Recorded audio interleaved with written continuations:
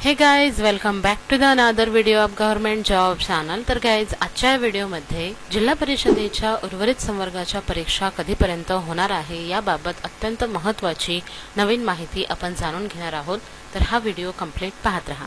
तर गाइज, बऱ्याच दिवसांपासून टेलिग्रामवर एक नवीन माहिती प्रदर्शित केली जात आहे की आरोग्य सेवक, ग्रामसेवक ज्या उर्वरित संवर्गाच्या परीक्षा आहेत जिल्हा परिषदेच्या, तर ह्या परीक्षा 10 जून ते 22 जून दरम्यान कंडक्ट करण्यात येणार आहेत। तुम्ही स्क्रीनवर पाहू शकता, ही जी काही माहिती आहे ही टेलिग्रामवरून व्हायरल होत असणाऱ्या मेसेजमधली आहे। त्यामध्ये 10 जून ते 22 जून दरम्यान आरोग्य सेवक, ग्रामसेवक दोन्ही परीक्षा होणार ही माहिती ग्रामविकास विभागाला कॉल केल्यावर त्यांनी स्वतः मुलांना दिलेली आहे। याची 4 ते 5 रेकॉर्डिंग सुद्धा सोशल मीडियावर उपलब्ध आहेत।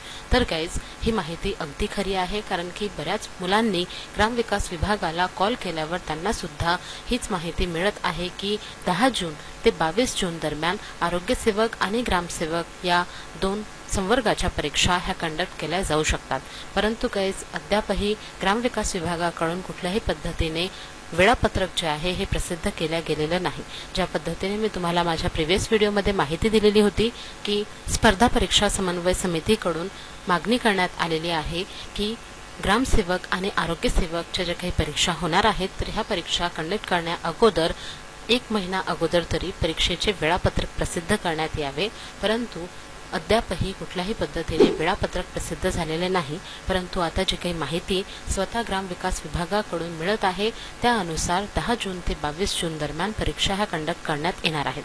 त्यामुळे जर का तुम्ही आरोग्य सेवक किंवा ग्रामसेवक या परीक्षांसाठी अर्ज केलेला असेल तर तुमची तयारी जी आहे परीक्षेची ती चांगल्या रीतीने करा, कारण की पुढील महिन्यामध्ये परीक्षा ह्या नक्कीच कंडक्ट करण्यात येणार आहेत।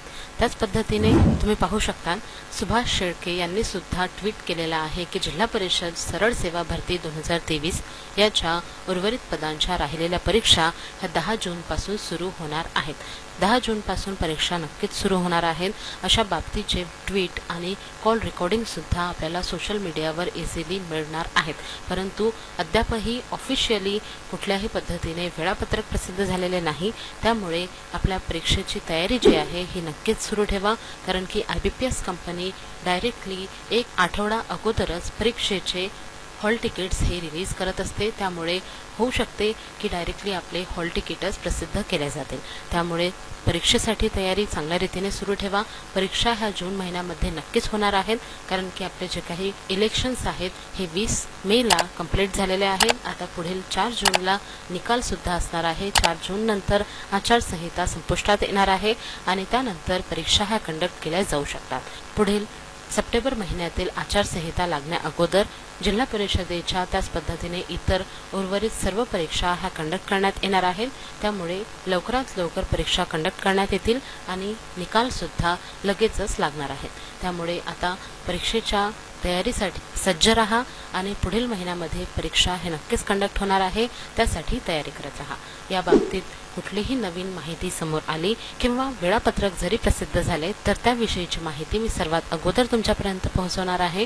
म्हणून लवकरात लवकर चॅनलला सबस्क्राईब करून ठेवा अशाच नवनवीन अपडेट्ससाठी।